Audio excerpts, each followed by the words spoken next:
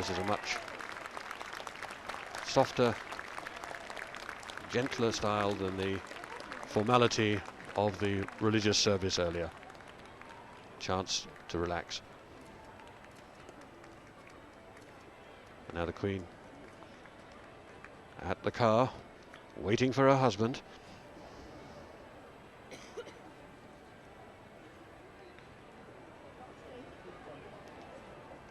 He's still chatting away. And a farewell wave. And together again.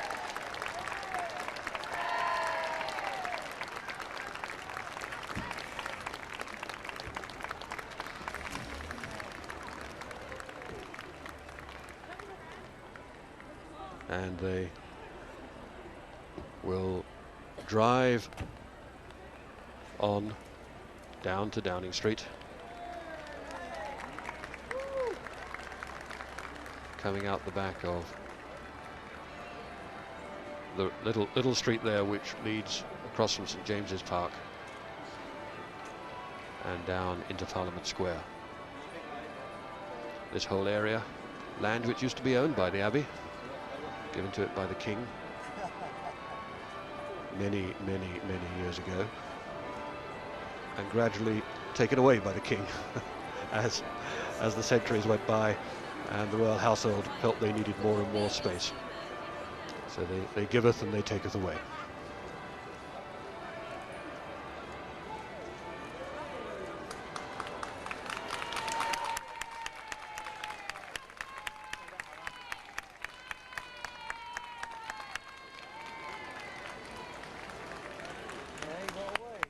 And that glass-topped Rolls-Royce,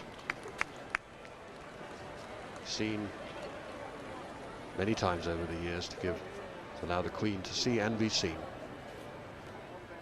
Something the British climate needs. And they're going down, turning into Whitehall, past Big Ben, and a few people there heading off down the road after them, I suspect in the hope that they will be able to get another chance a little later before the lunch. But for now the Queen's heading to Downing Street, not somewhere that she usually goes. It's more often the Prime Minister who comes to see her, but today she's popping in there for we're told, a drink. No one said what kind of drink it is, but we can guess.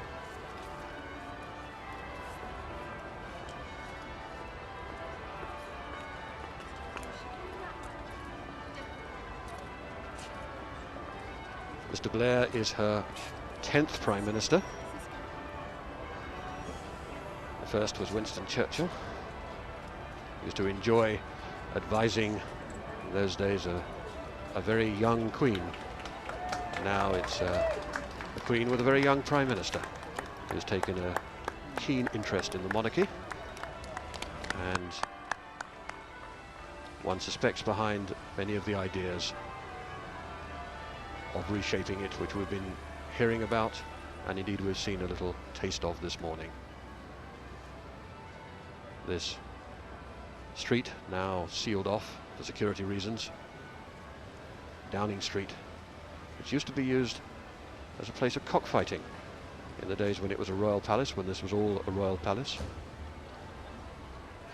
It's now been handed over to the government to use its own sports.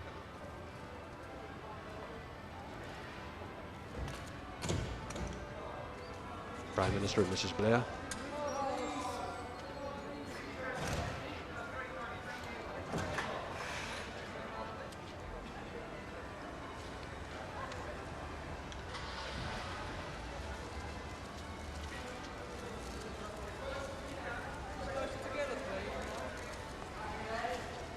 Posing for the photographers, a familiar ritual, not one the Queen goes through very often though, on the steps of Downing Street, but one that we're all used to seeing with other people. And they disappear inside at the end of what is just the morning, but what the Queen has seen as the centerpiece of the celebrations, the religious service of Thanksgiving in Westminster Abbey. Today we've seen the Queen and the Duke take two institutions which often seem to be under pressure, the monarchy and marriage, and bring them together. And the attempt there is to try and strengthen both of them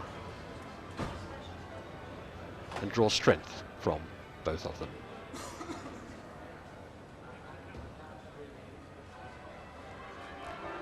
And at Westminster Abbey,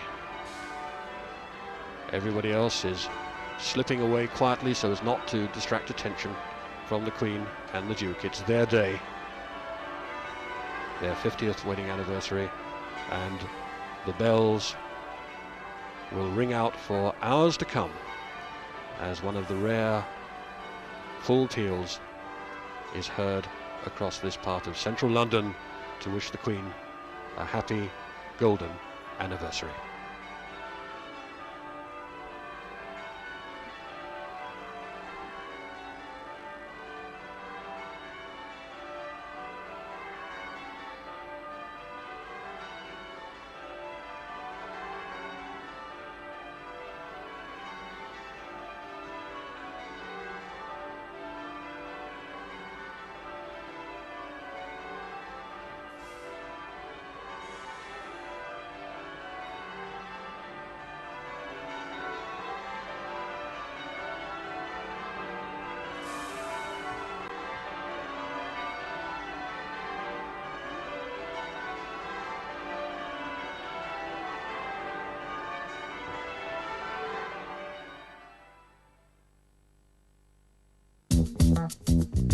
Pudsey Bear and friends are going to a party. Join them and all your favourite stars for a night of entertainment. Raising money for children in need. You never know who might turn up. So help support the BBC's own charity. This is what Children in Need is all about. Help make a difference. Children in Need, Friday 21st of November at 7 on BBC One.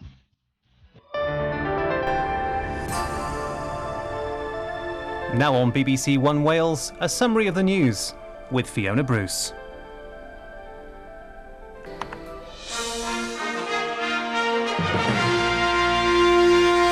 Good afternoon. Iraq has agreed to allow United Nations weapons inspectors, including Americans, back into the country to resume their work. The agreement followed an overnight meeting at the United Nations in Geneva.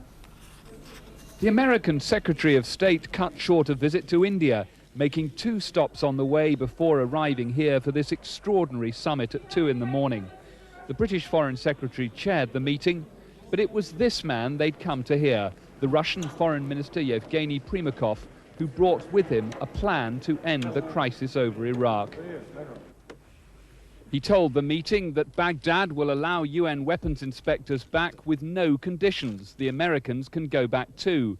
After just 1.5 hours, the meeting ended with a short statement, reaffirming the solidarity of the 5 permanent members of the Security Council. What you see is what you've got. I mean, basically, all we talked about this evening was the fact that Foreign Minister Primakov had had these discussions with the Iraqis and that they are prepared to have the inspectors return unconditionally. The announcement in Iraq this morning that the weapons inspectors can return as promised follows 2 tracks of diplomacy. The Russians and French offering the carrot that sanctions will one day be lifted, the British and Americans holding the stick, threatening military action. The Home Secretary, Jack Straw, has formally approved the decision of his predecessor that the Moors murderer Myra Hindley will remain in jail until she dies. Hindley, who's 54, was jailed with Ian Brady in 1966 for the murder of 2 children. The search has resumed this morning for a helicopter winchman missing in storms off Shetland. William Deakin had saved 10 crew members from a stricken cargo ship when he was swept overboard. The Queen and the Duke of Edinburgh have been celebrating their golden wedding anniversary with a service of Thanksgiving at Westminster Abbey. The Queen and Duke were joined by 10 other couples who were also married in 1947. Every generation of the royal family was present today, the Queen Mother, alongside Prince Charles, together with Princes William and Harry.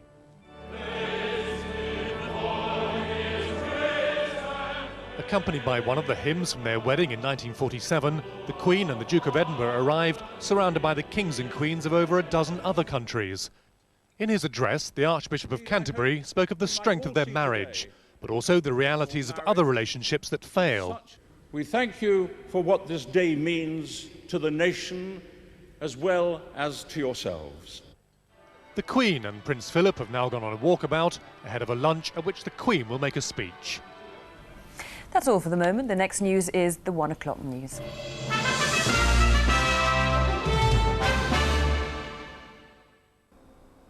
Hello. There are some heavy showers around over Britain at the moment. 1 or 2 thunderstorms perhaps, but most of the thundery weather overnight and this morning has been here in the Bay of Biscay and more particularly over southern parts of Italy and nudging in towards Greece.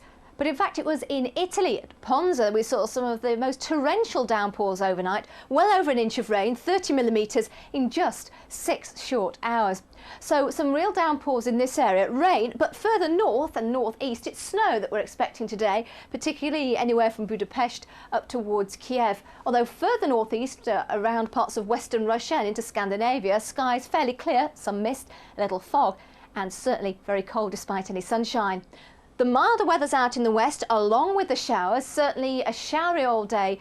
This is what it was like this morning with the wetter weather just holding here over northern parts of England. Later on, it will be pushing up in towards southern areas of Scotland as well. There'll be strong winds and heavy rain in northeast Scotland, showers for Northern Ireland and pushing in across these more southern sections of the country too. With the mildest weather in the south, but the windiest definitely in northeastern Scotland. The strong winds and the rain will hold over particularly the northern half of Scotland tonight. Clearer spells coming through further south, some showers around the western and southern coast. Some of those will work inland again through tomorrow.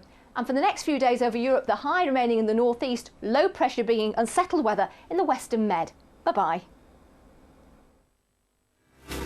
He's a bachelor boy. His heart's in the right place. It's just that his brain's somewhere different. Who's playing the field. You can kiss me if you like. No, I'll wait till you get changed. With spectacular results. I've been seducing Beth.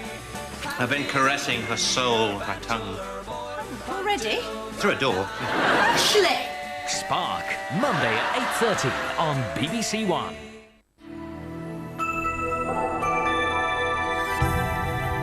This is BBC One Wales now. Bob Holness and friends, and Call My Bluff.